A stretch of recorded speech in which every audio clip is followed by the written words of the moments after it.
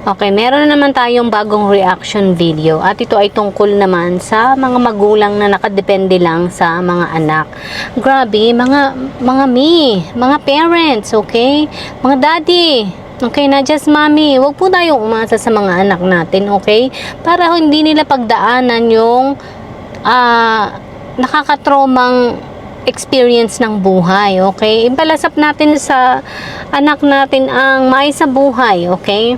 Kung gustong tumulong ng ating mga anak sa atin, yun ay dahil sa nagtulungan kayo at naging kayo, yung parang talagang family unite talaga. Pero kung hindi, Diyos, kung hirap nun para sa anak nyo, okay? Ito ang aking babasahin ngayon. Sabi niya, "It is so hard maging breadwinner sa pamilya. Tapos may mga taong ungrateful sa mga ginagawa mo. Kakalabanin ka pa niyang mga yan pag di ka nakapagbigay. Mas okay pa ibang tao tulungan kesa sa pamilya mo. Real talk lang." Okay? Sabi niya, "Jai, may 500 ka ba dyan? Pahingi kami." Grabe, pahingi talaga, no? Hindi wala man lamang ay na, "Anak, pwede ba ganito ganyan?" Or, "Anak, pasensya ka na, ayoko naman talaga manghingi." Alam mo yung ganun, pero hindi talagang kakasan, pahingi kami. Grabe na, para bang ang pera ay talagang hinihingi lamang. Sabi niya, "Nay, wala po kaming sweldo Para saan po? Wala kaming makain, asin lang ulam namin. Kung mayroon lang, di na kami nanghihingi." Oh my God, grabe. Hindi ko alam kung ilang taon na. Tinatanong ko kung ilang taon na yung magulang niya. Pero hindi pa nasagot Yun, sabi niya, "Sige po, dala ako pagkain." Sabi niya ganun. Sabi niya, "Good morning. Padalan mo si tatay mo pera, bili lang gamot." "Good morning po, sige po, pabilisan na lang po at ako ay may pasok pang maaga." "Salamat, sensya ka na, nakalimutan na ata kami ng anak namin." Grabe, nangonsensya pa. Sabi, "Jai, saan ka na? Nanay mo ito, pahingi pera." Grabe, pahingi talaga. Doon ako na, ay grabe. Kung okay sa inyo, bilang mga anak na ganun ang tema ng magulang ninyo sa inyo, grabe. Nakakadurog ng puso. "Wala kami makain dito, ubos na ang binigay mo."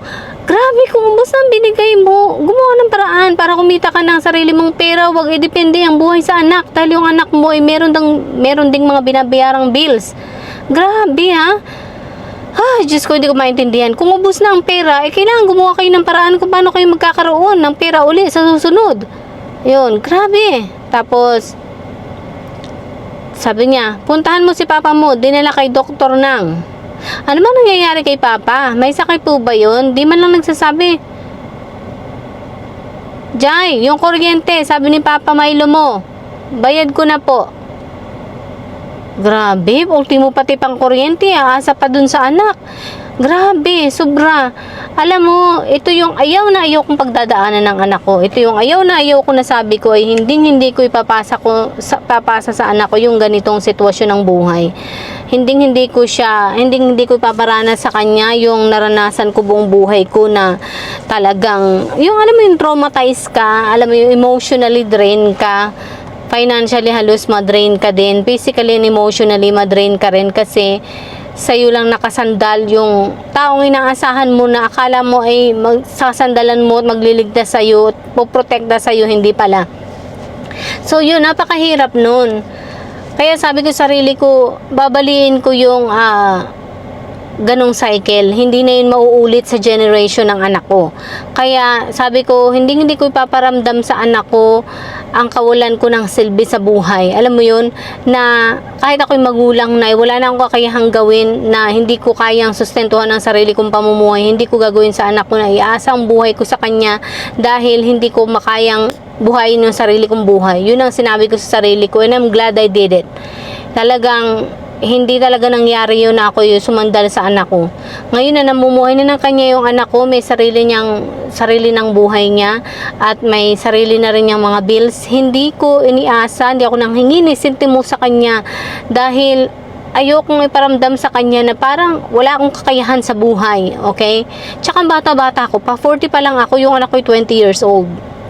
naisip ko na meron din siyang mga sarili niyang bills, may mga sarili din niyang mga struggle sa buhay niya. So, ayoko nang dumagdag pa doon. Gusto kong pagaanin yung takbo ng buhay namin.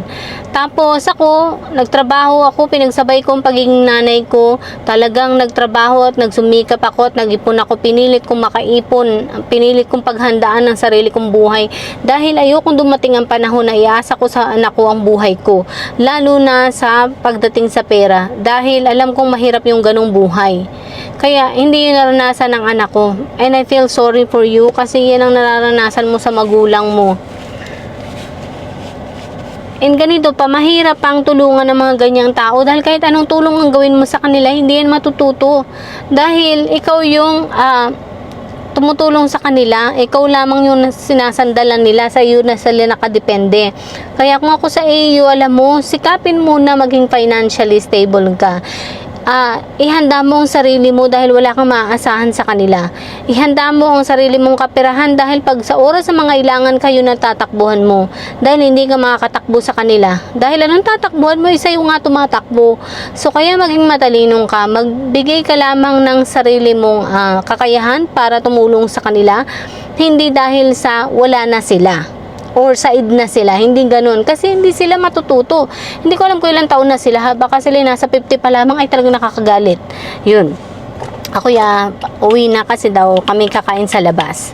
Alright, saka na tayo magsisermon uli, okay? Bye!